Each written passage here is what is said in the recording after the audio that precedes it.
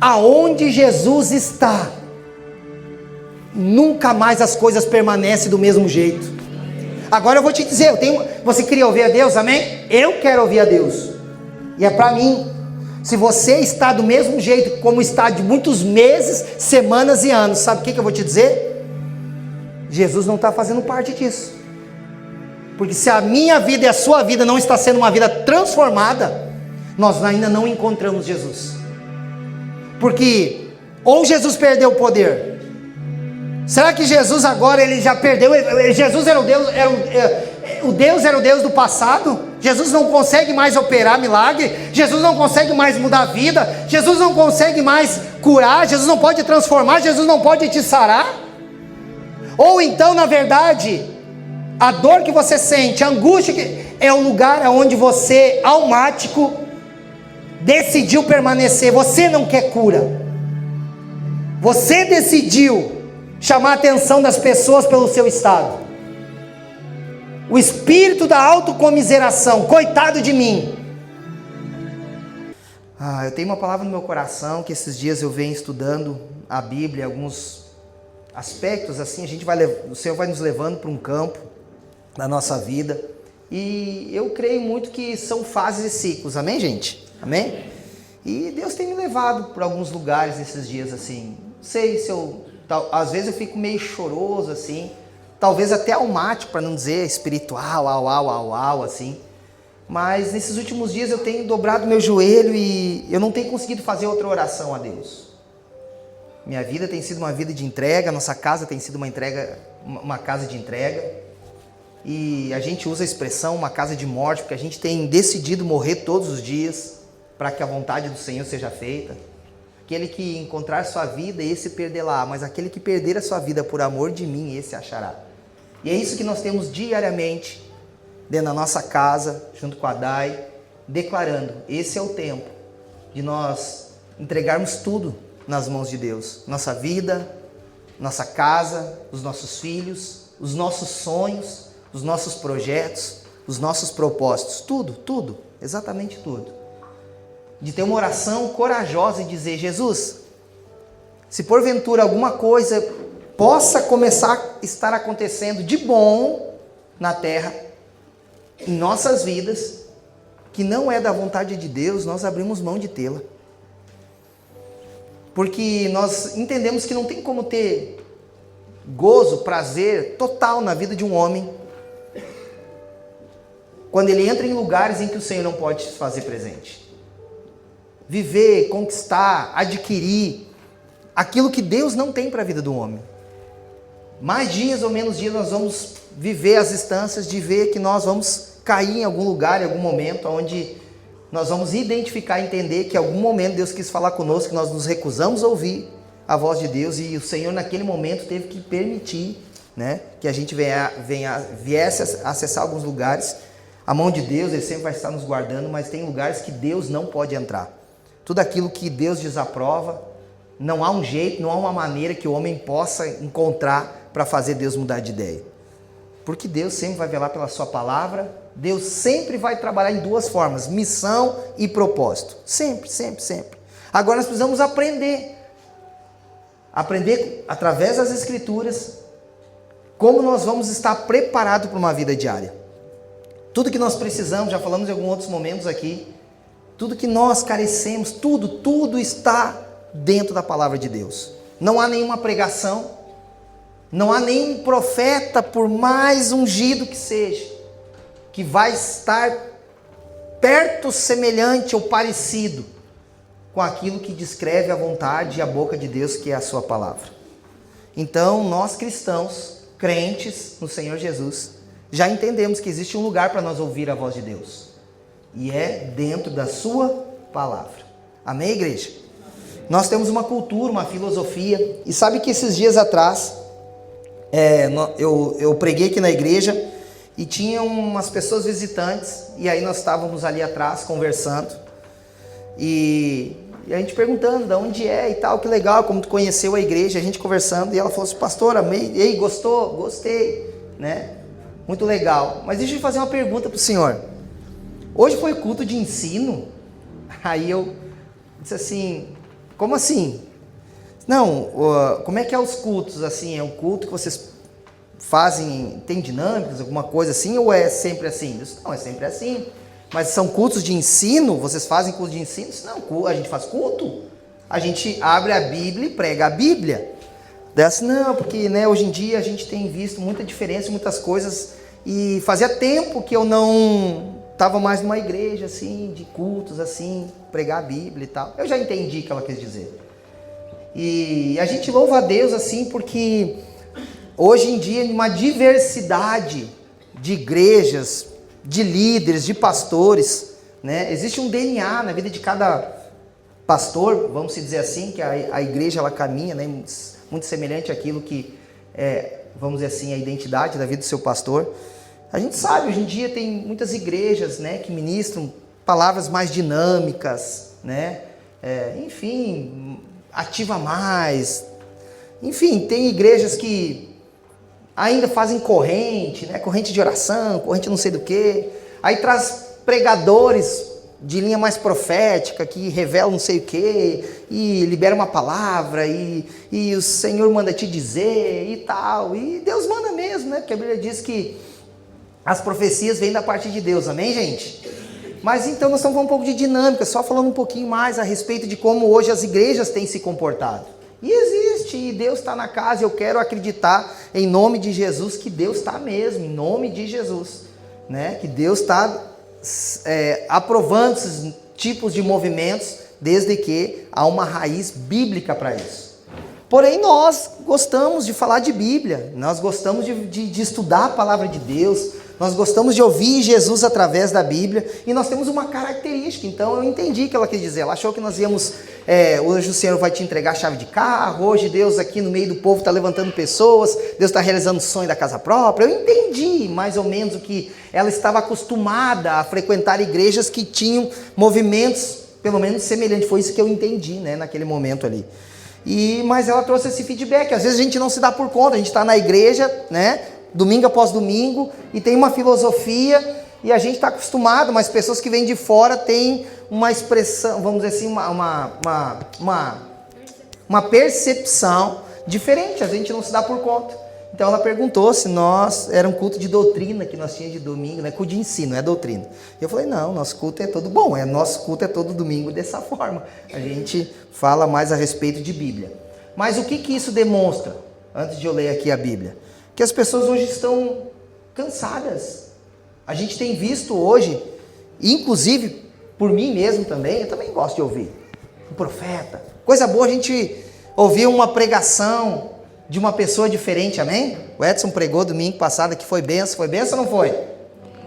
O Lipe prega também, e é bênção. Quem mais já pregou aqui também?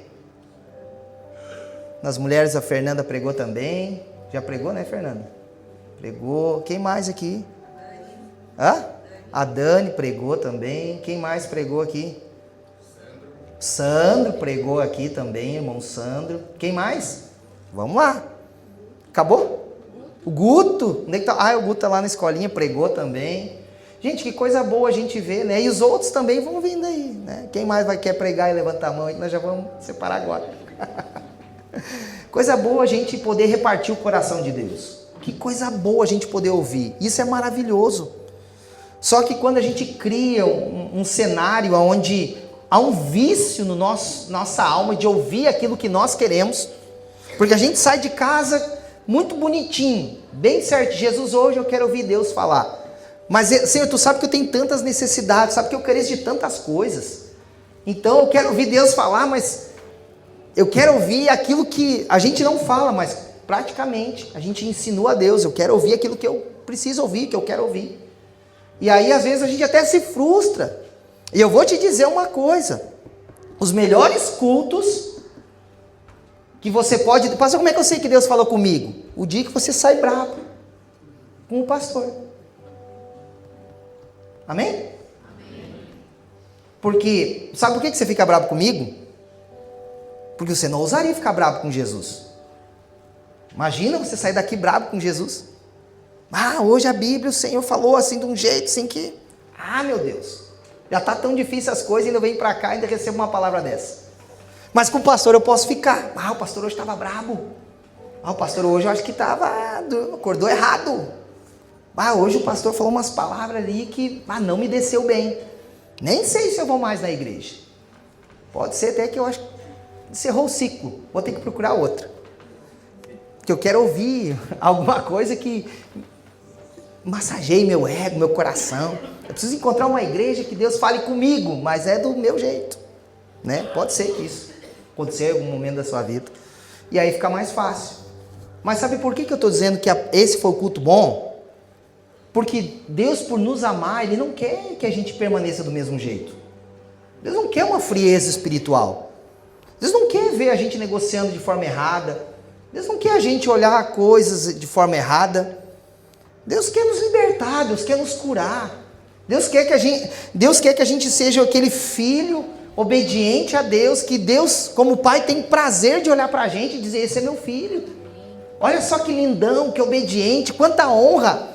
Um filho que vive pela sua palavra, um filho que obedece à voz do seu pai, um filho que ele gera uma continuidade no legado, um verdadeiro discípulo de Jesus, um verdadeiro filho que honra a vida do seu pai. Só que para isso acontecer, antes disso acontecer, Deus tem que nos limpar.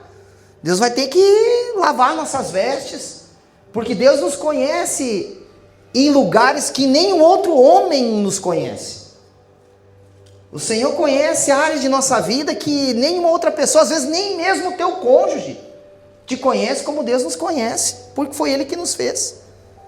E Deus sabe que isso se torna um impedimento muitas vezes, atitudes, práticas pecaminosas, que a Bíblia diz que é isso que traz separação entre o homem e Deus, o pecado, e Deus quer nos trazer de volta, só tem um jeito. Deus nos levando, lavando as nossas vestes, para que nós possamos nos parecer mais com a pessoa de Jesus, de nosso Pai. Amém, igreja?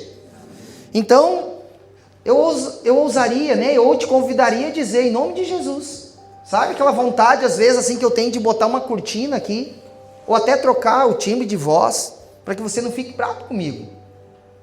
Mas que você receba mesmo, você sair de casa para ouvir a voz de Deus, que ouça a voz de Deus. O óbvio precisa ser dito, e eu tenho falado nesses tempos. Nós temos uma característica como igreja, de ler a Bíblia e querer praticar a Bíblia. E o que nos deixa, às vezes, no estado de ansiedade e nervosismo, é que quando a gente lê, a gente vê que está fora. Um coração humilde, ele se ajoelha e se arrebenta em Deus, se humilha e pede perdão e misericórdia. O orgulhoso, aquele que a Bíblia já diz que o orgulho procede à queda, ele olha como uma palavra que não confrontou, afrontou.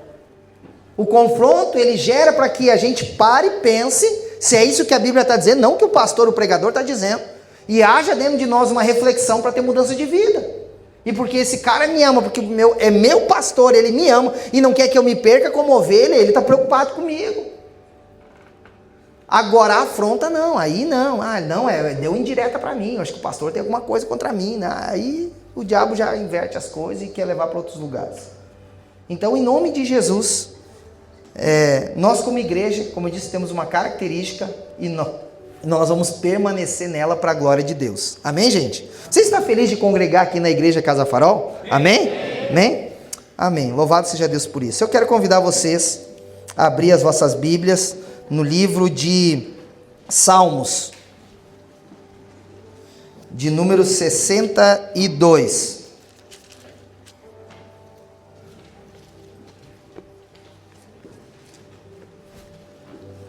Salmos, número 62.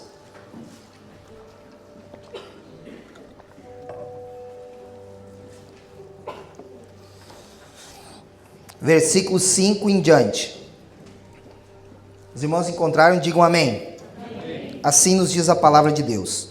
No subtítulo ali que está ali, está dizendo exortação à confiança. Então nos diz assim a Escritura: somente em... O que diz na Bíblia de vocês? Somente em Deus. Ó minha alma, espera. E aí agora Davi, ele está dizendo a maneira com que isso acontece. Ele espera silenciosa, porque dele vem a minha esperança. Versículo 6, vou ler um pouquinho mais rápido, a gente ganhando tempo.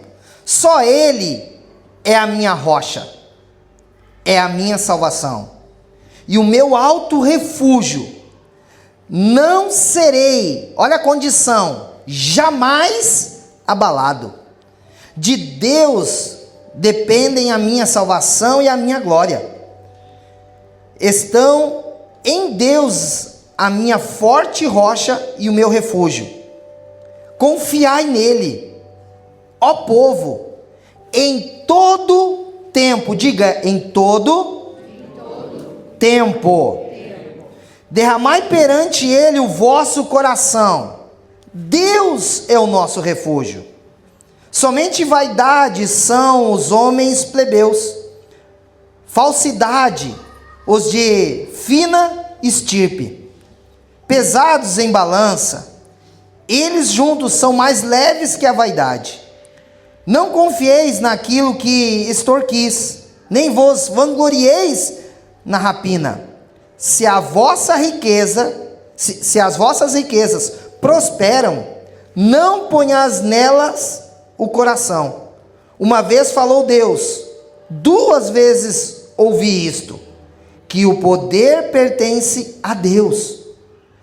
A ti, Senhor, pertence a graça, pois a cada um retribuir segundo as suas obras. Olha só o que fala o 12, vamos ler de novo.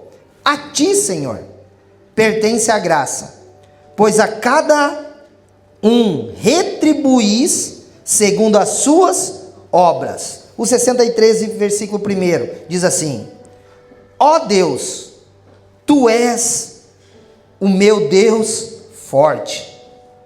Eu te busco ansiosamente.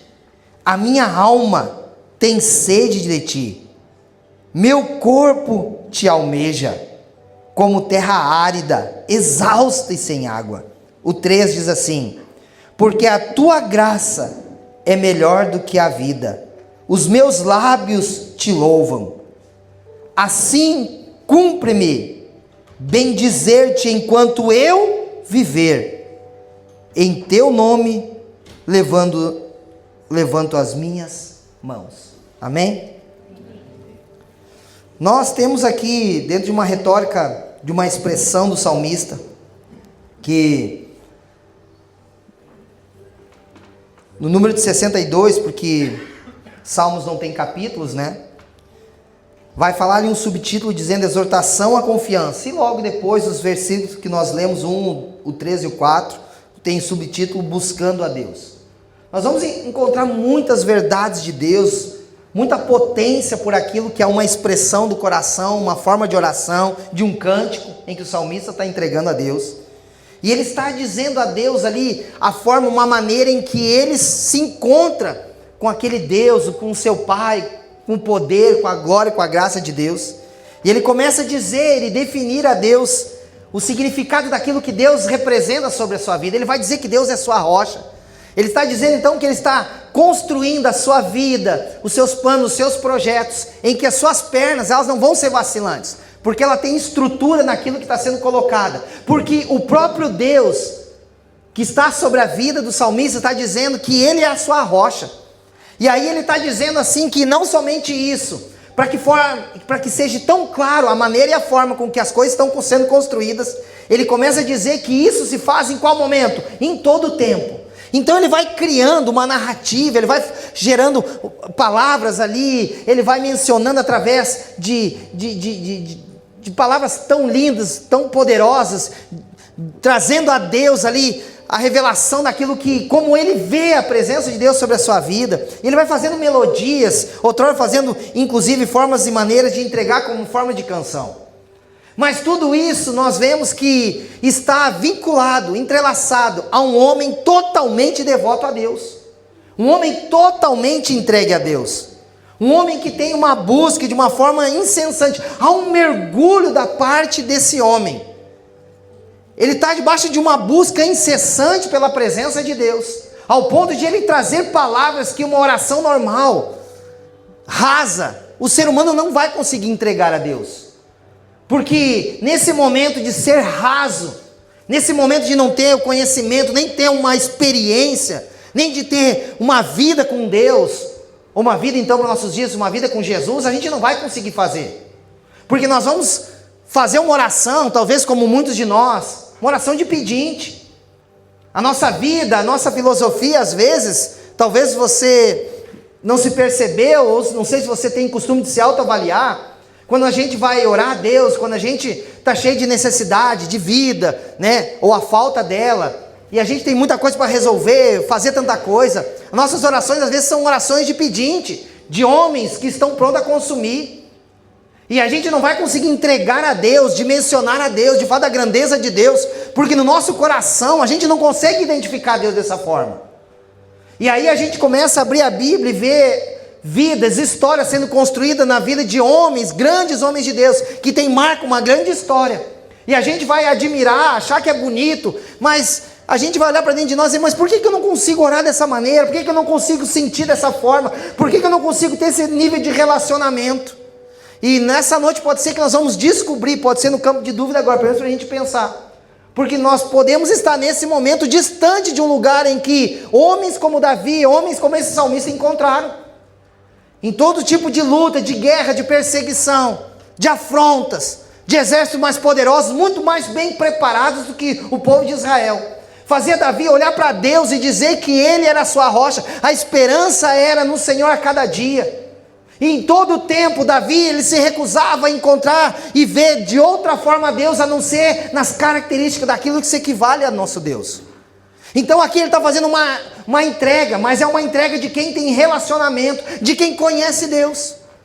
E por que eu estou dizendo tudo isso? Criando uma plataforma, um pano de fundo para ministrar essa palavra. Porque é bem nesses dias que estamos encontrando um momento vital da igreja. Há uma preocupação para os próximos dias e anos, em que nós vamos estar vivendo como igreja. Eu tenho conversado com alguns irmãos, conversado inclusive com alguns pastores, e nós estamos falando exatamente dessa vulnerabilidade da igreja nos dias atuais. Hoje, quando nós falamos pelo menos há 10, 12, 15 anos atrás, pessoas que se converteram ao cristianismo, pessoas que conheceram Jesus, pessoas que decidiram entregar sua vida para Deus, eram pessoas que de verdade não ficavam titubeando em dois pensamentos.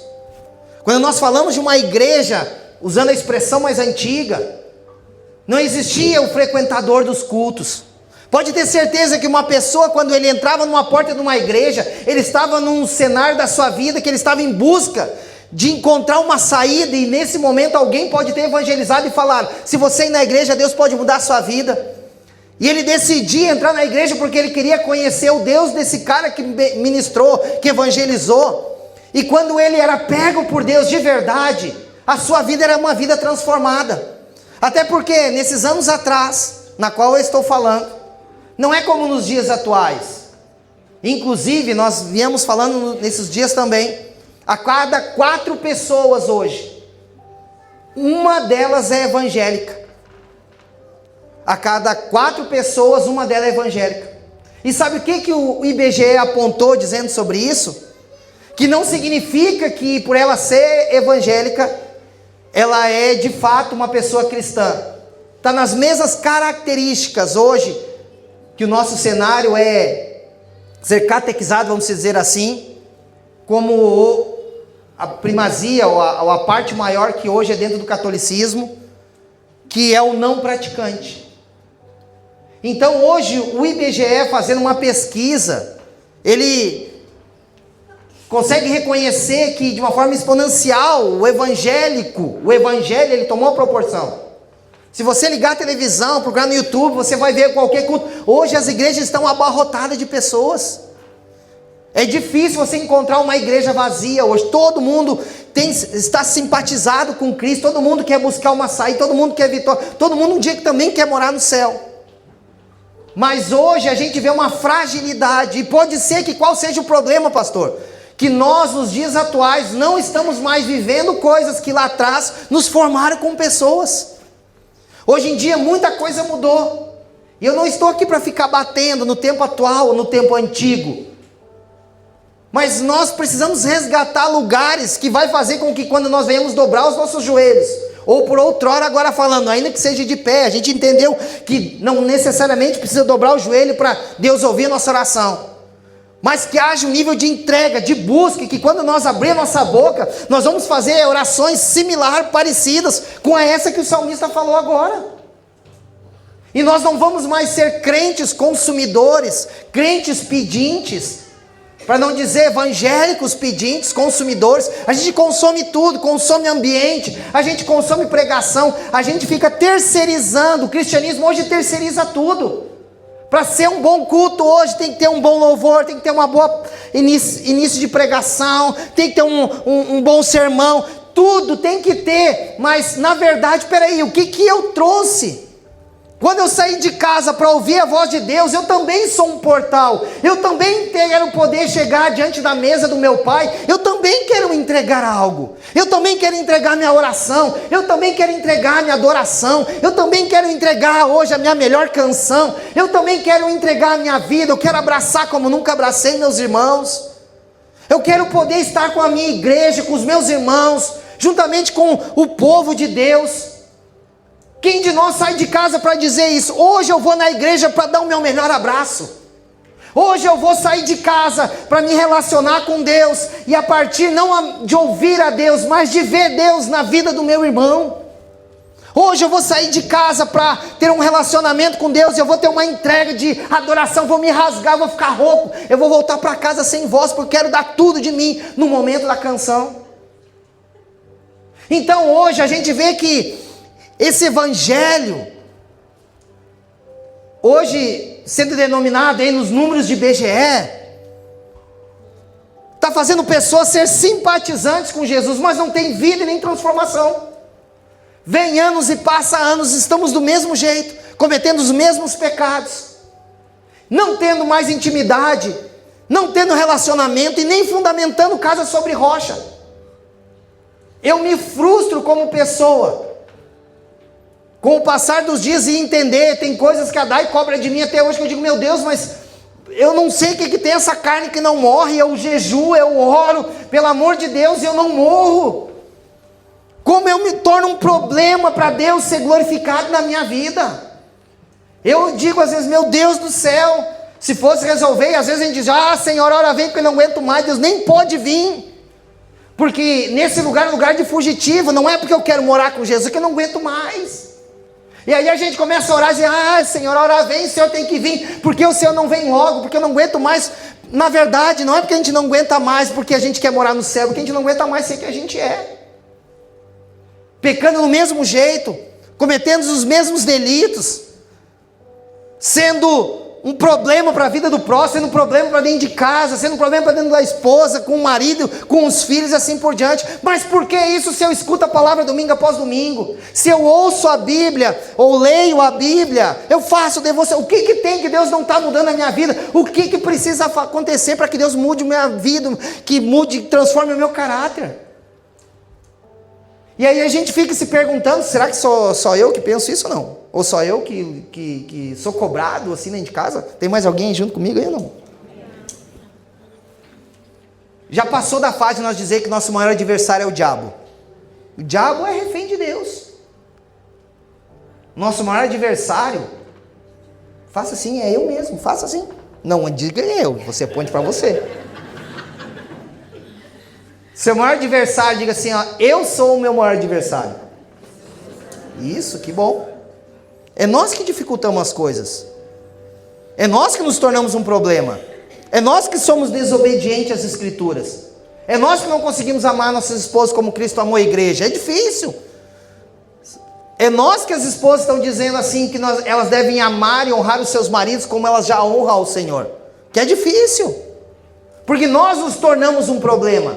É nós que somos um problema, não é que a gente sente falta de relacionamento, de amizade. É porque é nós que não conseguimos nos relacionar com pessoas.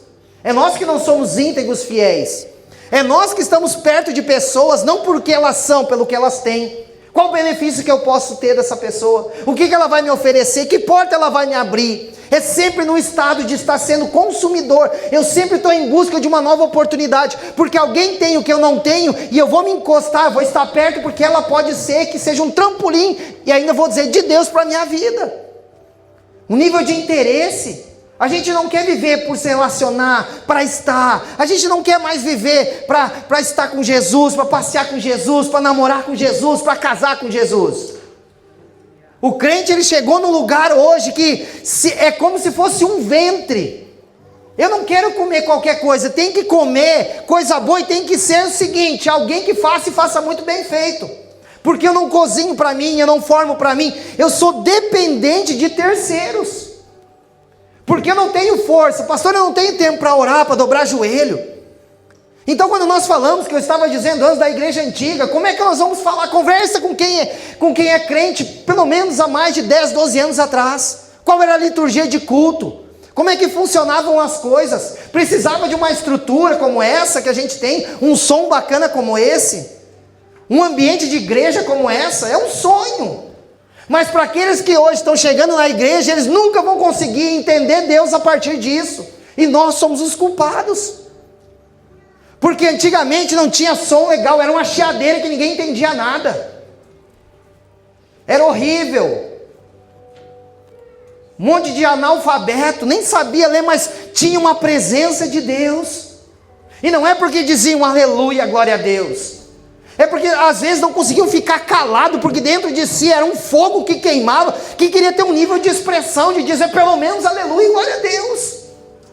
Porque Deus se fazia presente, havia curas dentro da igreja, transformação. Gente que dizia, a partir de hoje, pastor, eu vou ser crente. Pode ter certeza que o cara ia ser crente.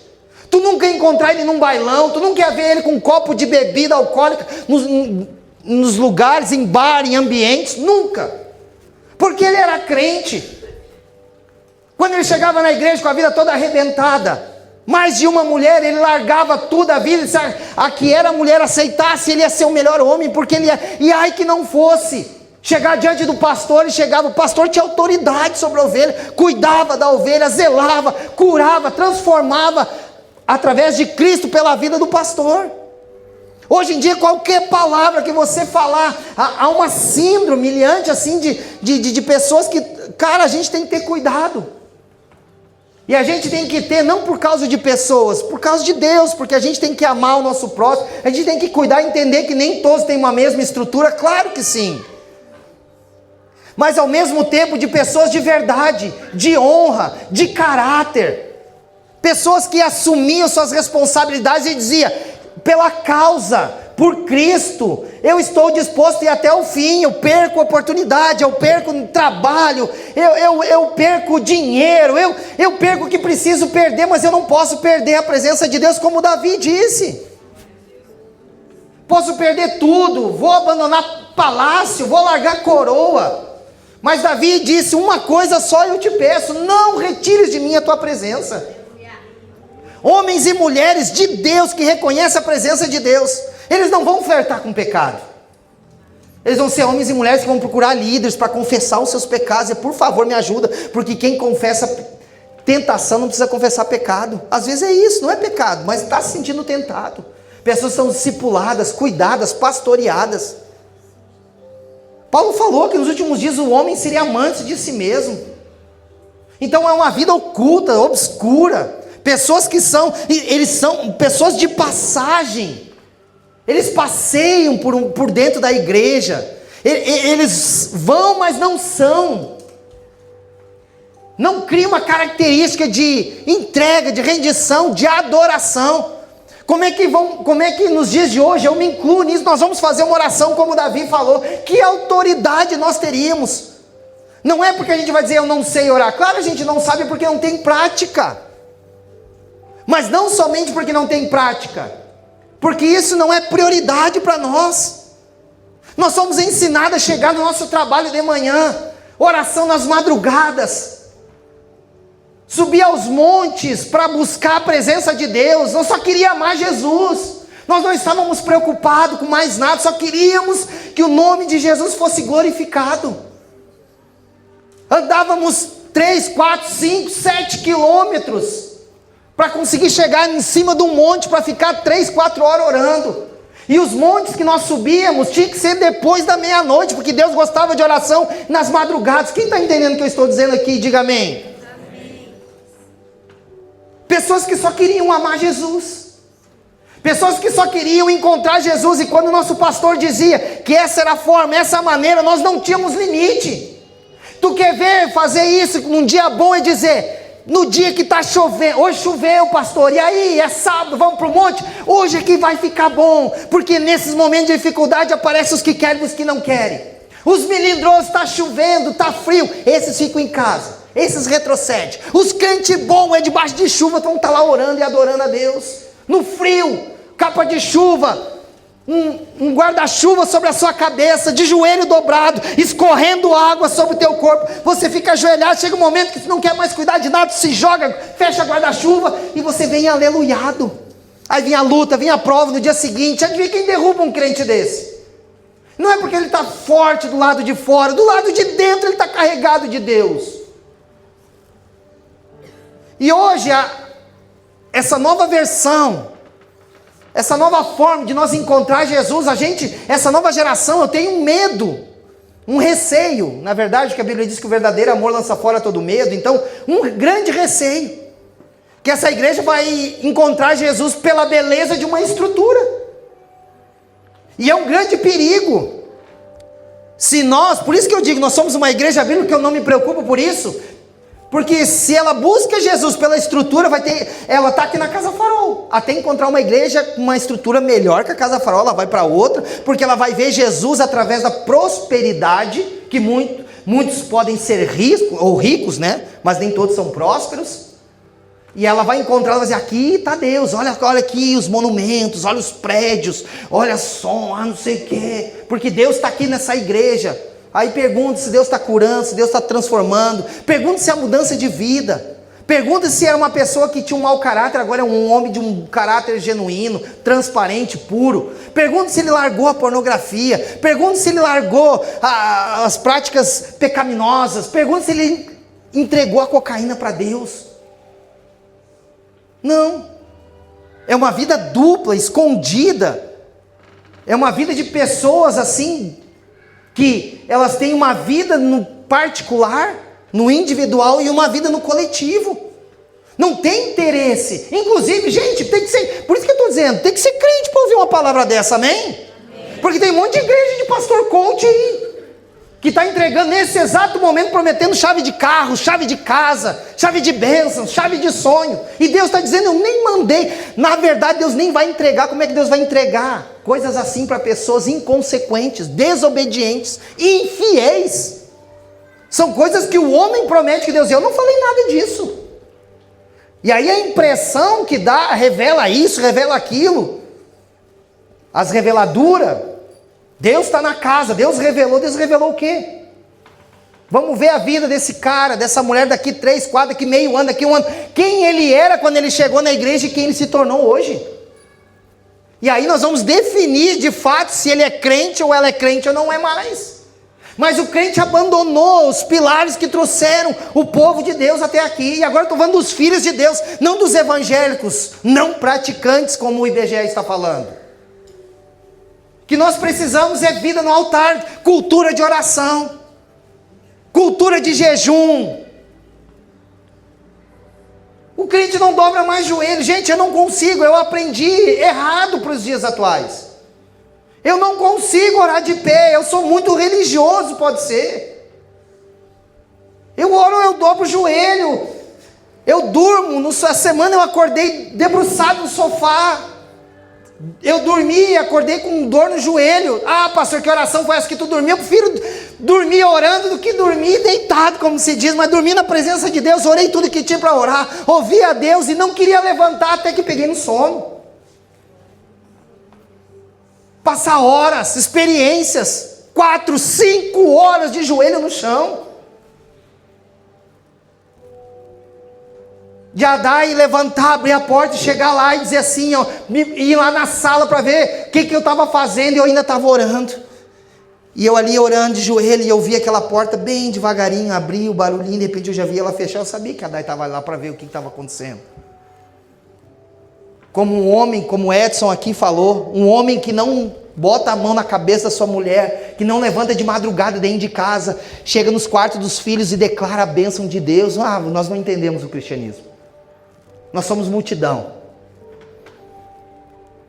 multidão estava ali perto de Jesus. Uns queriam cura, outros queriam bênção, era milagre, era muito, mas discípulo é igual, semelhante ao seu Senhor. E hoje nós somos, muitos de nós, tomara que aqui não, somos mais multidão do que discípulos. A gente não tem experiência, conte um testemunho, como é que foi uma experiência de oração essa semana? O que Deus falou contigo essa semana? É porque eu não sei o que. Não, quero saber o que tu leu. Quando você dobrou o joelho, o que o Espírito testificou lá dentro? Quando você abriu a Bíblia, você ali começando a ler, começa a cair lágrimas. Você começa a molhar as Escrituras. Porque você começa a derramar lágrimas. Dizer, Jesus, meu Deus, Senhor. Você dobrar o joelho, você não quer mais levantar. Você tem que trabalhar no dia seguinte, você já foi orar meia-noite, já é 3 horas, daqui um pouquinho tem que levantar para trabalhar. E a sua carne diz, vai dormir que amanhã tu vai estar acabado. E o teu espírito diz, pelo amor de Deus, não sai desse lugar. E você não dorme mais, e aceso. Eu nem vou fazer joguinho, quando a gente ia para os bailão, ia direto pro dia, fazer serão no sábado aí. E a gente pro diabo fazia, mas para Deus. Por que está tudo tão mais difícil? Por que parece que hoje, essa fragilidade, por que Deus não consegue mais encontrar? Se hoje tocar aqui, se vê uma perseguição, quem de verdade Deus vai poder contar nesses dias? A minha oração nesses dias é chegar diante de Deus, eu sou preocupado. A minha oração é, pelo amor de Deus, Senhor, eu não posso viver outra coisa, eu me recuso, eu não quero ser, eu não sou coach, eu sou pastor de rebanho de ovelhas, eu não estou preocupado com quantas pessoas fazem parte, não é cabeça de gado, é ovelhas de um aprisco, de um lugar onde tem um pastor, que está preocupado, que ora. Eu sou o pastor do velho tempo, eu acordo de madrugada para começar, eu pego o WhatsApp da igreja, se você não está no WhatsApp, entra lá. Eu começo a olhar e eu começo a passar, Senhor abençoe a família do irmão Jonas, o trabalho dele em nome de Jesus, Senhor abençoe o Edson em nome de Jesus, Senhor dá vitória para ele, dá graça para ele, fortalece ele, Senhor o Éder está todo dia na estrada, guarda ele, não deixa o inimigo, eu estou orando de madrugada, estou lá clamando a Deus porque eu aprendi esse lugar, e não é porque Deus, de madrugada a tua oração chega mais fácil porque está menos congestionado, não. É, porque é isso, a velha religião explica, ensina, a hora de madrugada que tem menos oração, não tem tanto, parece que Deus não se engana nas orações daí. É porque Jesus todos os dias, ele cumpria a missão na terra, ele subia ao monte para depois orar. Então Jesus ensinou como fazer o horário e o ambiente. E quando você vive o princípio, você se entrega. Aí uma casa que ela está em derradeira, não tem um sacerdote que ora, não tem uma mulher que honra, não tem filhos que obedecem, e fica uma desordem total, e um predomínio do inferno, e a gente se arruma, vem bonitinho para a igreja, dá a paz do Senhor, e só Jesus sabe, se passasse a nossa vida, dizer assim, ó, Deus fazer uma surpresa, vou passar a tua vida essa semana no telão da igreja para todo mundo te ver, do que eu vejo, eu sei, imagina Deus fazer isso, Deus preparar uma câmera num filme, mas daí não vai dizer, não foi Deus, foi o capeta que fez isso para me envergonhar. Deus vai passar o filme da nossa, só da semana. Aquele momento que nós estávamos lá na empresa brigando, crente querendo derrubar as pessoas no trabalho, é crente, mas eu quero te derrubar. Crente clandestino 007, ninguém sabe que ele é crente naquele lugar. Ele tem vergonha de dizer que é crente, ele tem vergonha de dizer que vai na igreja. Na verdade, talvez até é bom que se envergonhe, porque daí, para não envergonhar Jesus, porque daí às vezes é pior do que os no mundo.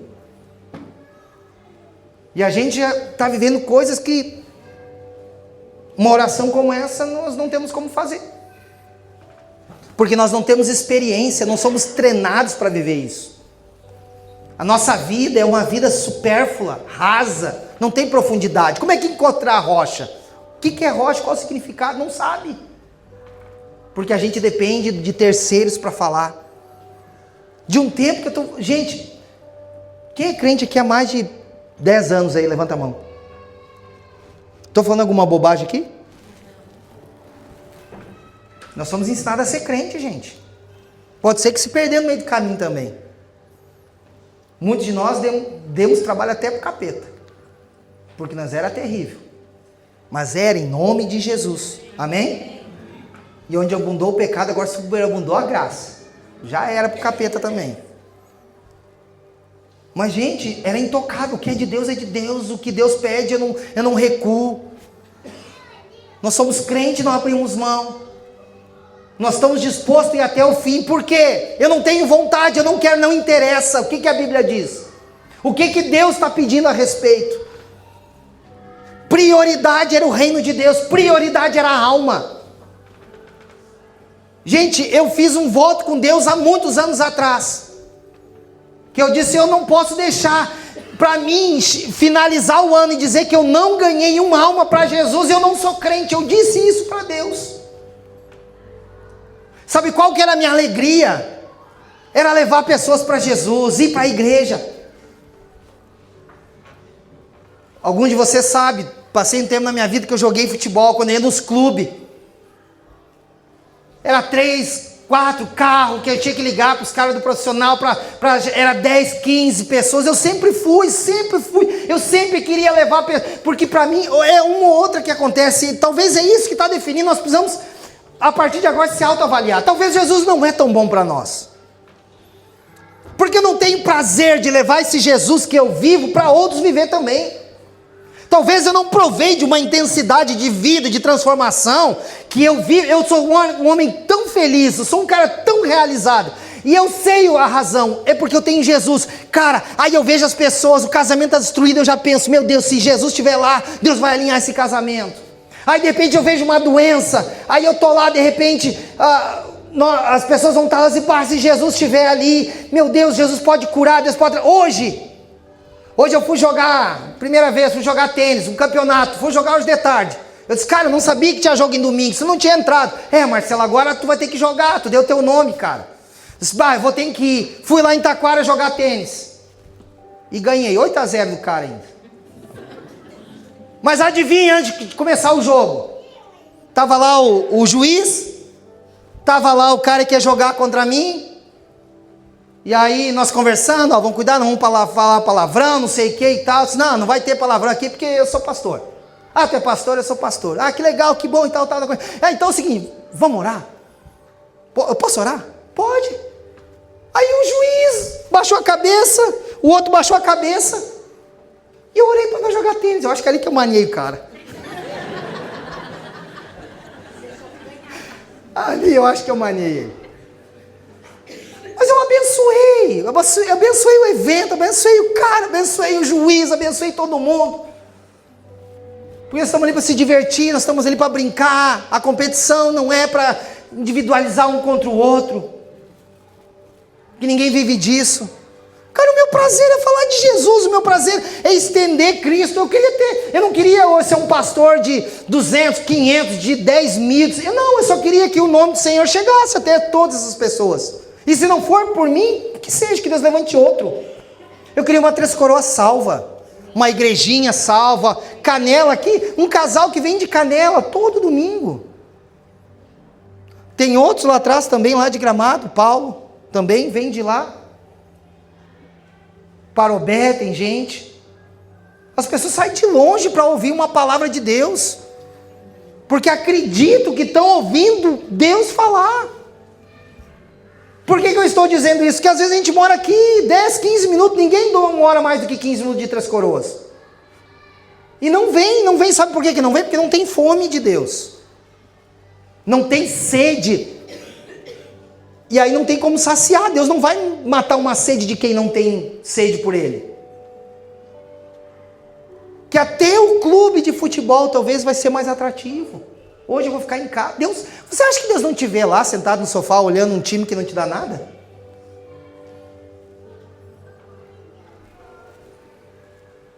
Culto de domingo, nós temos um culto. A gente vivia, se nós formos falar da igreja antiga aqui, né? Parece que nós somos um dinossauro, mas a igreja de outros tempos, Segunda era reunião de oração. Terça-feira era corrente não sei do que, porta aberta não sei mais do que eu acho que tudo fechado, mas nós estávamos lá. Quarta era uma reunião, culto, quinto de doutrina. Sexta é resolver alguma coisa, evangelismo. Sábado, culto de jovem. Domingo, culto de novo. Aí já é segunda de novo. Quem é desse tempo aí, que está entendendo o que eu estou dizendo? E alguém frouxava? Não, porque nós queríamos Jesus. Murmurava, reclamava assim, meu Deus do céu, e não vai nos cultos para ver. Falta um desses cultos para ver o que o pastor dizia. Está frio, está desviado. Porque não ama Jesus, ama mais as coisas do mundo que as coisas de Deus.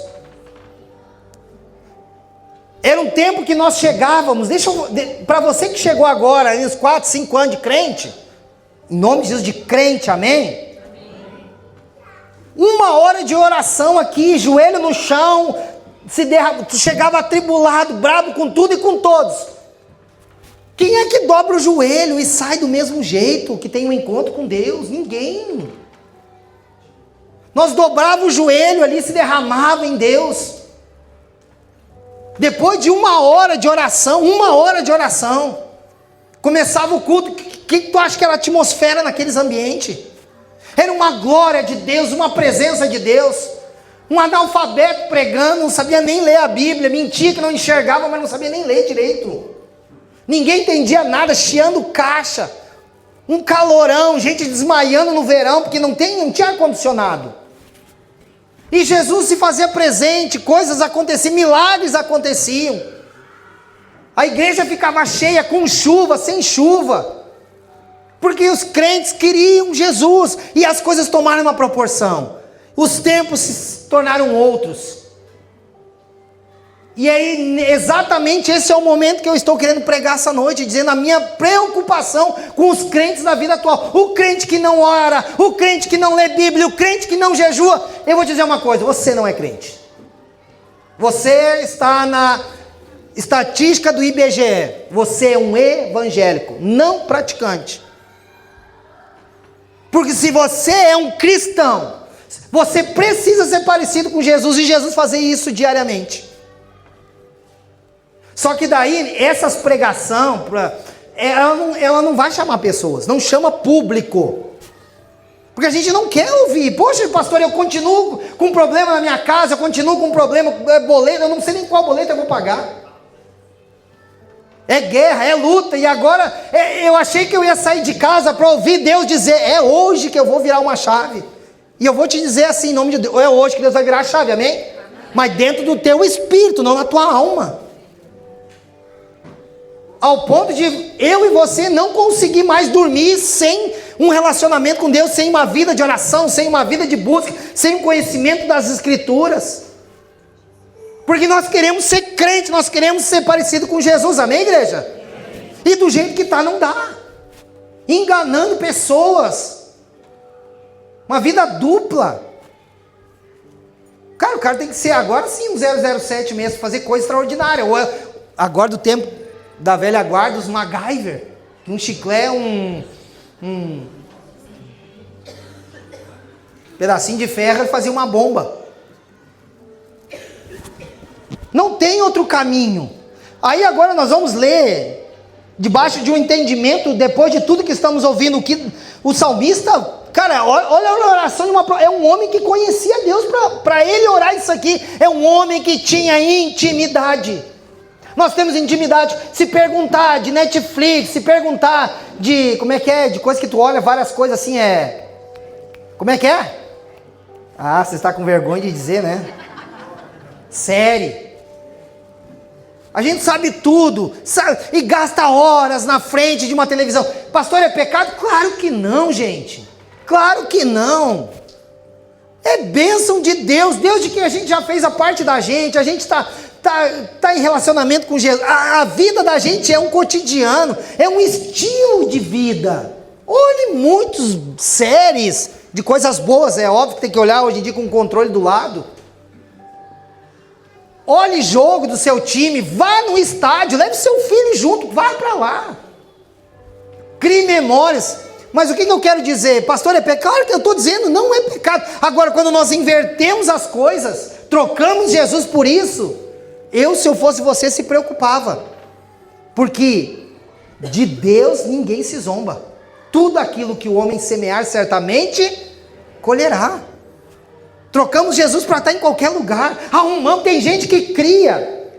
Tem crente que cria um compromisso perto do horário do culto para dizer que não deu tempo de chegar. Ele se atrasa.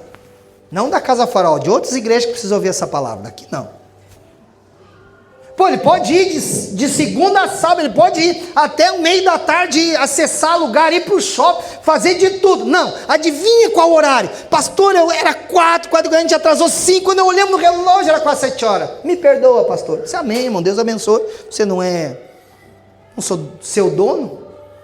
Mas deixa eu te dizer, se preocupe. Será que Deus não sabe que você fez isso de forma proposital? Porque você trocou Jesus de verdade por qualquer um outro ambiente? Pastor, para não deixar a ponta solta, pastor, errado ir no aniversário, errado faltar culto? Não, não é. Não é. Não errar por vários fatores. Pastor, meu filho está doente. Hoje eu estou aqui porque a Dai está cuidando, está tudo certo. Senão eu estaria na minha casa, cuidando do meu filho, e outro estaria pregando aqui e tudo certo. Porque a minha igreja não é essa aqui, eu não tenho igreja. Quer dizer, a minha primeira igreja, não tenho segunda, eu tenho uma igreja, é a minha família, eu sou pastor mordomo de um rebanho, que o pastor da Casa Farol é o pastor do Salmo 23, é Jesus, amém? Então eu não tenho a segunda igreja, eu tenho uma, é a minha família. E a Dai está tudo certo, o Teodoro, beleza amor, tudo certo, então eu estou aqui, senão não ia estar cuidando da minha família, da minha igreja. Então quer dizer, não é pecado você passear, não é pecado, pecado é você trocar Deus por isso, você sabia que podia ser evitado, você desejou, só que isso reflete algo, a falta de fome de Deus no seu coração, a falta de você ter fome e sede da presença de Deus, você está com falta de querer Jesus na sua vida. E aí sim é um peso, às vezes a gente vem para a igreja, é tipo andar de bicicleta, pedalando contra o vento, nadando contra a correnteza, é uma força para chegar no lugar que deveria ser um movimento saudável, tranquilo, normal. Porque nós perdemos a fome por Deus. E aí agora, questão do horário, mas olha só, Salmo 63, 1, olha, a gente precisa ter muita coragem para falar isso. Olha o que diz aqui: ó Deus, Tu és o meu Deus. Aí olha só o que o salmista diz, gente, isso aqui é uma característica, olha só, eu te busco ansiosamente, a minha alma tem sede de Ti, meu corpo te almeja. Cara, ele está falando, a minha alma, tipo assim, eu não consigo me sentir completo, não adianta eu sair para jantar, não adianta eu sair para passear, existe um vazio, existe um buraco no meu peito, que nada preenche, dinheiro não preenche, automóvel, casa, coisa, não vai preencher. Aí o salmista está dizendo agora, a minha alma tem sede de Ti, ele está dizendo, só existe uma forma de eu estar preenchido, é uma sede que só o Senhor pode, a partir de Cristo na minha vida, de Deus nesse momento me preencher. A minha alma tem sede de Ti. Nesse momento, será que o Senhor não vai me saciar? Porque a minha oração é essa, eu tenho sede, a minha alma ela está vazia, está sedenta pela Tua presença. Quem está entendendo essa palavra, diga glória a Deus. Aí ele fala, eu te busco ansiosamente, a minha alma tem sede de Ti. Aí ele diz, o meu corpo, a minha carne te almeja, é sentir a Tua presença na minha vida.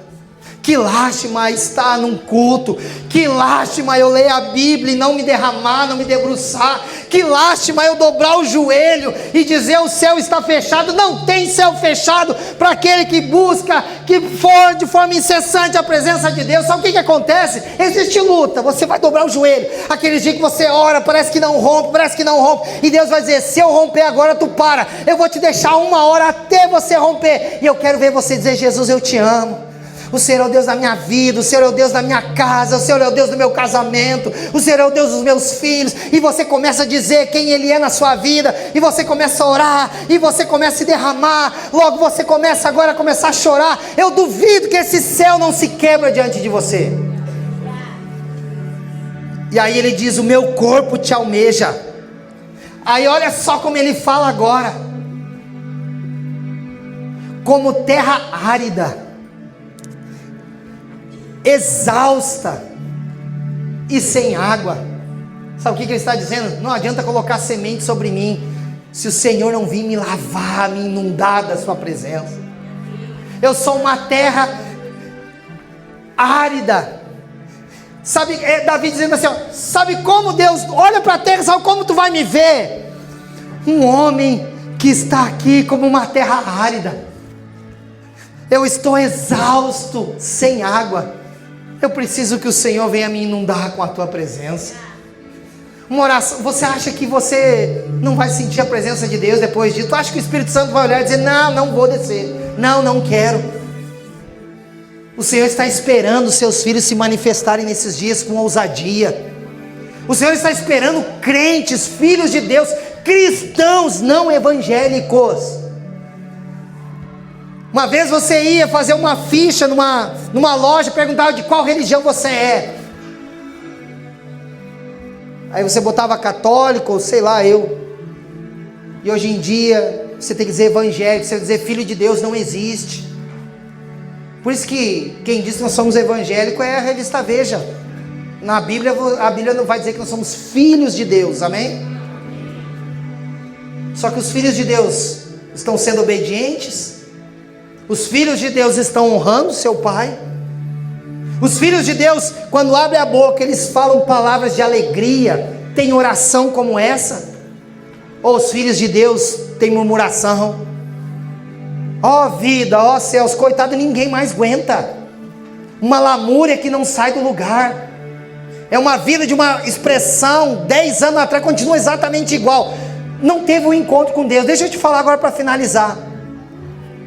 A Bíblia diz que quando Jesus ele andava, Jesus teve momentos que ele esteve diante de cego, e ele perguntou: o que tu queres que eu faça? Quando ele disse: Jesus filho de Davi, tem misericórdia de mim. Jesus para e vai até ele, e a Bíblia diz que Jesus então o cura. Quando pessoas estavam com fome, Jesus multiplicou pão e peixe. Quando terminou a celebração do casamento, que não tinha mais vinho, Jesus estava na festa, ele mandou encher as talhas e fez um milagre da água transformada em vinho. Sabe o que eu quero dizer com isso? Aonde Jesus está, nunca mais as coisas permanecem do mesmo jeito. Agora eu vou te dizer, você queria ouvir a Deus, amém? Eu quero ouvir a Deus, e é para mim. Se você está do mesmo jeito como está de muitos meses, semanas e anos, sabe o que eu vou te dizer? Jesus não está fazendo parte disso. Porque se a minha vida e a sua vida não está sendo uma vida transformada, nós ainda não encontramos Jesus. Porque ou Jesus perdeu o poder. Será que Jesus agora ele já perdeu? Jesus era o Deus, era o Deus do passado? Jesus não consegue mais operar milagre? Jesus não consegue mais mudar a vida? Jesus não consegue mais curar? Jesus não pode transformar? Jesus não pode te sarar? Ou então, na verdade, a dor que você sente, a angústia, é o lugar onde você, almático, decidiu permanecer. Você não quer cura. Você decidiu chamar a atenção das pessoas pelo seu estado. O espírito da autocomiseração, coitado de mim, era quase chegando e dizendo: 38 anos, parado no tempo, ninguém levava no tanque, mas ganhava esmola. Aí Jesus: cara, tu tá aí, não, ninguém me bota no tanque.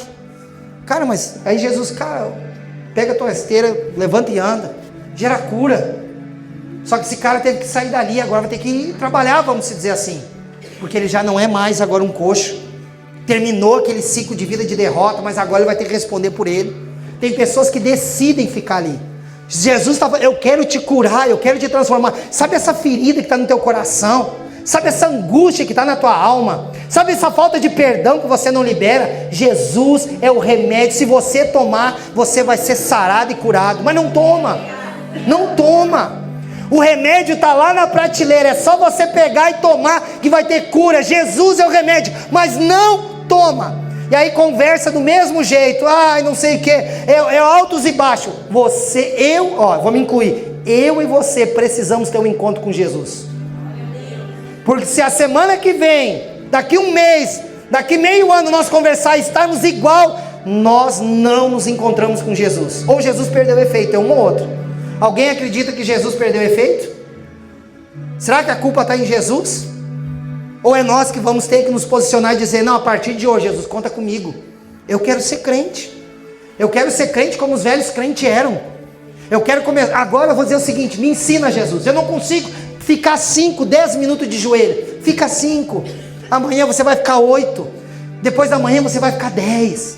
Daqui 4 dias você vai ficar 12. Daqui uma semana você está 18 minutos. Daqui 3 semanas você já está 30. Daqui um mês você está orando 45. Daqui 45 dias você está orando 1h15. Daqui uns dias você vai ter que botar o relógio e despertar que você não levanta mais, porque você está sendo cheio da glória de Deus. Porque é isso que Jesus está esperando. Então deixa eu te dizer, se você saiu de casa para ouvir a Deus, o Senhor está ansioso te esperando. O Senhor está ansioso, o coração do Pai está dizendo assim, ó, por que você está demorando tanto para chegar? Eu já tinha tanta coisa preparada para nós vivermos, eu já tinha tantas programações, eu já tenho tantos finais de semana maravilhosos, eu já tenho tantos envolvimentos, eu vou te levar a passear, nós vamos resgatar o tempo do Éden, aonde Adão, na viração do dia, ele estava lá e se reencontrava com Jesus. Dar as mãos com Jesus, passear no jardim com Jesus, estar junto de Jesus, não mais angustiado, presos, mas livres, para servir, livre para adorar. Aí deixa eu te dizer uma coisa, posso te falar? Lutas e provas a gente teve, sempre vai ter, amém? Não sei se te venderam outro evangelho, mas isso só vai acabar depois que Jesus voltar, ou que nós formos recolhidos. Agora sabe o que é, quando a gente fala Paulo e Silas, estavam na prisão, resolveram adorar a Deus, com dinheiro. Sabe quem a gente é quando entra aqui? Filho de Deus. A gente ergue as mãos, a gente sorri e canta. Pastor, estou sem dinheiro, não tem problema, Deus é o dono do ouro e da prata, eu estou trabalhando, eu estou fazendo a minha parte. A qualquer momento Deus vai virar uma chave, dar uma oportunidade, alguma coisa vai acontecer, Deus vai levantar alguém. Eu estou cheio de saúde, eu vou adorar a Deus. Oh Senhor, obrigado, Deus da vida, obrigado pela saúde que o Senhor me deu.